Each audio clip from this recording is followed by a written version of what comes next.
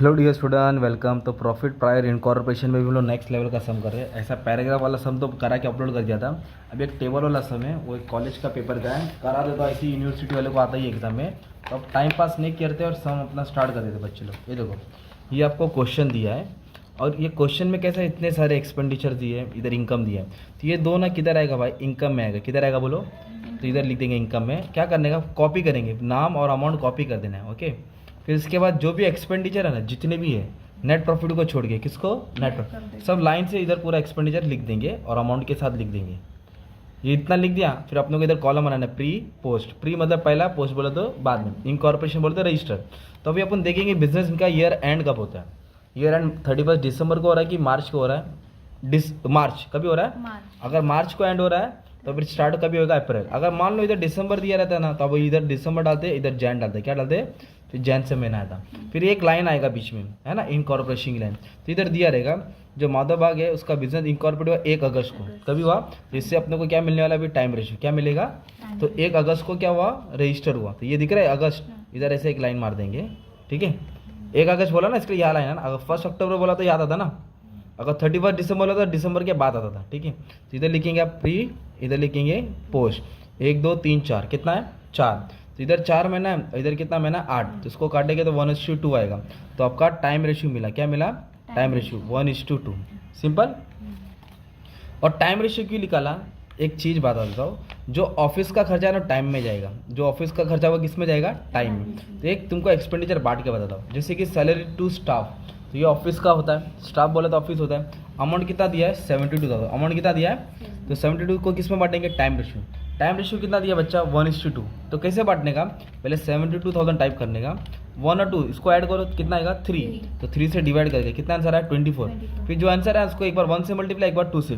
24 1 जा 24, इधर 24 आएगा और 24 2 जा 48। इस तरह अपने सैलरीज को बांटा। तो वैसे ही ना, जो ऑफिस एक्सपेंस है ना वो भी टाइम रेशियो में जाएगा, क्योंकि ऑफिस का खर्चा जो होता है, कौन सा? ऑफिस का, वो भी टाइम रेशियो में रहता है। तो इधर 7,500 आ जाएगा, इधर 15,000 आ जाएगा अगर बांटेंगे तो, है ना। तो मतलब तुमको एक चीज़ समझ में आ गया कि जो भी ऑफिस का खर्चा है टाइम में जाएगा। तो जो नाम लिख रहा है, डेप्रिसिएशन ऑफिस का खर्चा है टाइम में जाएगा, इंश्योरेंस भी टाइम में जाएगा, ट्रैवलिंग एक्सपेंस भी टाइम में जाएगा, जनरल एक्सपेंस भी किस में आएगा? टाइम में। तो आप क्या करेंगे, ये सबको रेशियो में बांट के लिख देंगे। इसका टेंशन लेने की ज़रूरत नहीं है। जैसे डेप्रिसिएशन हुआ, इंश्योरेंस हुआ, ट्रैवलिंग एक्सपेंस हुआ, सिंपल इधर तक जनरल एक्सपेंस हुआ। अभी मेन बात है कि सेल्स रेशियो दिया कि नहीं है, उसको ढूंढना कैसा है, उसको फाइंड कैसे करना है। जैसे कि एडवर्टीजमेंट एक्सपेंस है, दिख रहा है कैरेज आउटवर्ड, क्या दिख रहा है? एडवर्टीजमेंट एक्सपेंस दिख रहा है तुमको, और फिर बैड डेट दिख रहा है। ये सब सेलिंग के रिलेटेड है। ग्रॉस प्रॉफिट को भी सेल्स में बढ़ते हैं, ग्रॉस प्रॉफिट को भी। तो पर सेल्स रेशियो दिया नहीं, तो उसके लिए आपको ढूंढना पड़ेगा, तो आप पढ़ते हैं। इधर बोला सेल्स फॉर ईच मंथ, कौन सा मंथ? हर मंथ। अगस्त से लेके मार्च, क्या बोला है? अगस्त से लेके मार्च डबल था, क्या था? डबल। तो इधर आप लिखेंगे सेल्स अगस्त से लेके मार्च कितना था? डबल। डबल बोले तो 2 लिखेंगे, कितना लिखेंगे? 2। तो ये डबल है, मतलब ये क्या रहेगा तुम्हारा? सिंगल रहेगा। अब इसको ऐड करेगा आपको 4 आएगा, ऐड करेंगे कितना आएगा? 4। ये प्री हो गया, ये ऐड करेंगे तो कितना आएगा? 4 4 8 12 16, कितना हो जाएगा? 16। तो ये हो जाएगा रेशियो 1:4। कितना हो जाएगा? आपको सेल्स रेशियो मिला 1:4, है ना। एडजस्टमेंट समझा? ये महीने से लेके ये महीने तक, मार्च है ना, अगस्त से मार्च डबल था, इसलिए इधर डबल डाला, बाकी जगह क्या डाल दिया? सिंगल डाल दिया। अब इसके बाद आपको क्या करना है, जो भी सेल्स का रहेगा उसको सेल्स में बांटेंगे। जैसे कि सेल्स कमीशन है तो सेल्स रेशियो में जाएगा, है ना। किस में जाएगा? सेल्स रेशियो में। कैरेज आउटवर्ड सेल्स में जाएगा, फिर एडवर्टीजमेंट सेल्स में जाएगा, और बैड डेट्स भी किधर जाएगा? सेल्स में आएगा। तो आपको रेशियो में बांटना है, एक करा देता हूँ। जैसे कि अगर आपको बांटना है, मान लो इसको सेल्स कमीशन को बांटना है, 14,000 है ना। ये कितना है? 1 और 4, क्या है? तो 1 और 4 कितना हो जाएगा? 5 से डिवाइड करके कितना है? 2,800। इधर आएगा 2,800। अभी 2,800 को किससे मल्टीप्लाई करेंगे? 4 से करेंगे, आएगा 11,200। ईजी हो गया। ऐसा करके आप सबको बांट देंगे। तो अभी भी कुछ चीज़ बच रहा है ना तुम्हारा। ग्रॉस प्रॉफिट को भी हमेशा किस में बांटने का? सेल्स में बांटने। अब देखो कुछ चीज़ें इसको बांटेंगे, उसको डायरेक्ट पोस्ट में लिखेंगे, क्योंकि वो कंपनी के रिलेटेड है। किसके रिलेटेड है? तो कंपनी के रिलेटेड क्या होता है मालूम है क्या? Debenture interest. बोलो, ये कंपनी के रिलेटेड रहता है, इसलिए इसको ना किधर कोई भी रेशियो में नहीं बांटेंगे, डायरेक्ट क्या लिखेंगे? पोस्ट।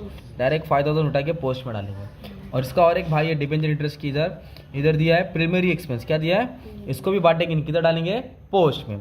और एक दिया है इधर डायरेक्ट फीस, बांटेंगे, निकाल लिखेंगे पोस्ट में।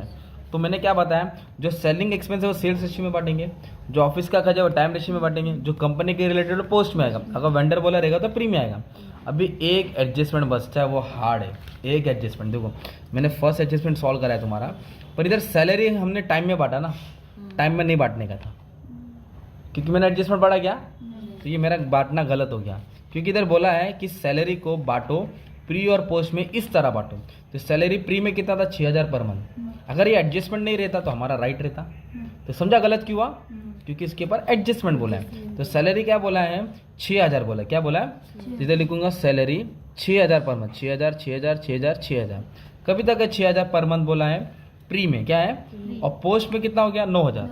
तो आप क्या कह रहे हैं, 9 9 9 9 9 9 9, अब इसको ऐड करेंगे 24 आएगा, कितना आएगा, अरे साला गलती से 24 आ गया है ना, इधर 24 आया ना।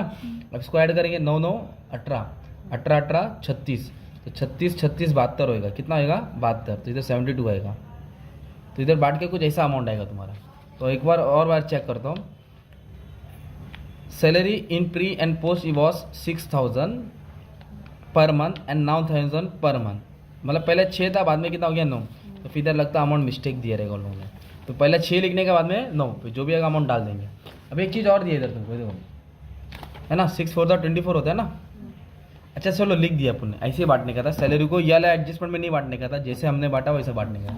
अब इधर एक चीज़ बोला है परचेज, हमने अभी परचेज रेशियो अभी तक निकाला नहीं, क्योंकि उसकी ज़रूरत नहीं पड़ती है। पर अभी इधर परचेज दिया, मतलब ज़रूरत किधर मालूम, डिस्काउंट रिसीव। देखो डिस्काउंट अलाउ आता है ना, बोलो डिस्काउंट अलाउ, वो सेल्स में बांटते हैं, किस में बांटते हैं, और जो डिस्काउंट रिसीव रहता है परचेज में रहता है, किस में रहता है, डिपार्टमेंट अकाउंट पढ़ते हैं ना फर्स्ट ईयर में, डिस्काउंट अलाउ सेल्स में बांटते हैं ना, और डिस्काउंट रिसीव परचेज में। तो डिस्काउंट रिसीव का अमाउंट है 26,500, तो परचेज रेशियो कैसे निकालेंगे, इधर बोला है प्री इनकॉर्पोरेशन में 1 लाख था, बोलो, और पोस्ट में कितना था 5 लाख। तो पहले 1 लाख था, पहले कितना था, फिर कितना था 5 लाख, तो रेशियो गया 1:5, कितना हो गया, तो ये अमाउंट दिख रहा है 26,500, कितना है, उसको कौन से रेशियो में बांटेंगे, परचेज के 1:5, परचेज डिस्काउंट रिसीव इनकम में आएगा, पर परचेज में बांटेंगे, किस में बांटेंगे, फिर आप लोग बैलेंस करेंगे, क्या करेंगे, तो मैंने पूरा सम नहीं सॉल्व करा है, सिर्फ सम डाउट क्लियर किया था।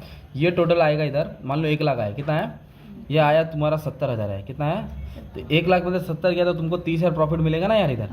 वैसे ये टोटल से टोटल क्या करेंगे, माइनस करेंगे, तुम्हारा पूरा आंसर आ जाएगा। ये pre profit prior incorporation, profit prior incorporation, ठीक है। Thank you very much and all the best for exam.